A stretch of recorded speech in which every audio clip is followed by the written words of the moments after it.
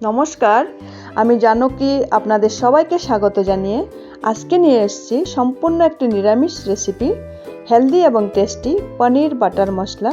আসুন দেখে নেওয়া যাক কীভাবে তৈরি করেছি। এর জন্য নিয়েছি 200 গ্রাম পনির, 250 ml দুধ, বাটার নিয়েছি। বাটার 2 চা চামচ ব্যবহার করব। বড় সাইজের একটা টমেটো, 1 ইঞ্চি আদা, 2টো কাঁচা লঙ্কা, 4 মগজ 1 চামচ, 8-10টা কাজু বাদাম। মশলা নিয়েছি নুন 1 চামচ, লঙ্কা পাউডার 1 চামচ, জিরে পাউডার আধা চামচ, ধনে পাউডার 1.5 চামচ, গরম মশলা পাউডার আধা চামচ, ফোড়নের জন্য তেজপাতা, জিরে। রিফাইন্ড তেল নিয়েছি 1 চামচ, অল্প কসুরি মেথি, চিনি আধা চামচ। টমেটোটাকে ছোটো করে কেটে নিয়েছি।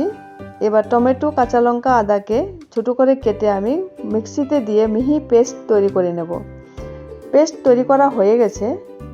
এবার মিক্সিতে কাজু বাদাম 4 মগজ দিয়ে শুকনো একবার ঘুরিয়ে নিয়ে অল্প গরম জল দিয়ে একটা মিহি পেস্ট তৈরি করে নিয়েছি।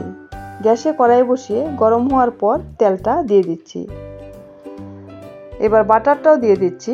বাটার 2 চা চামচ নিয়েছি। বাটারটা গলে যাওয়া পর্যন্ত অপেক্ষা করব।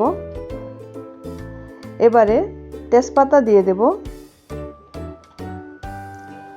জিরে ফোড়নটাও দিয়ে দিচ্ছি।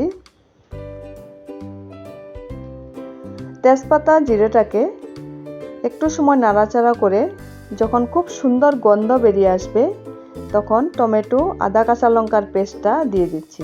এই পেস্টটাকে মিডিয়াম ফ্লেমে খুব ভালোভাবে কষিয়ে নেব।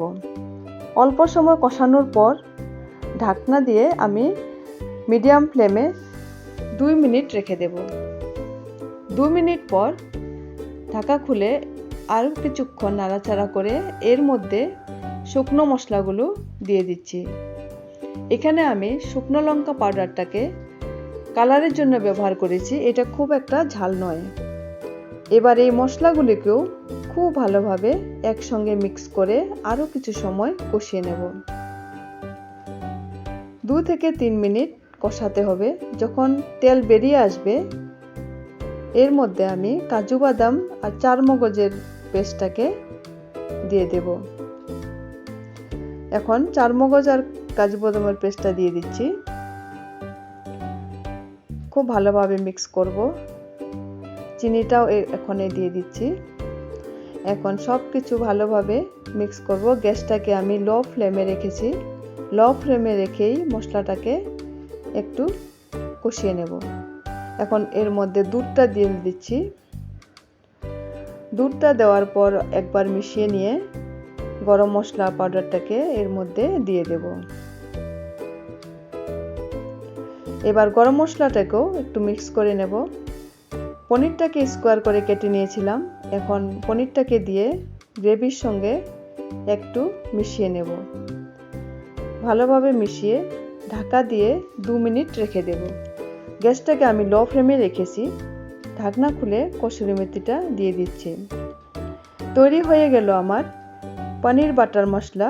এখন গরম গরম একটা সার্ভিং বলে তুলে নিচ্ছি। গার্নিশ করছি কসুরি মেথি দিয়ে। এই রেসিপিটা আপনারা একবার বাড়িতে ট্রাই করে দেখবেন। আশা করি আপনাদেরও খুব ভালো লাগবে। ভিডিওটা কেমন হয়েছে কমেন্ট করে জানাতে ভুলবেন না।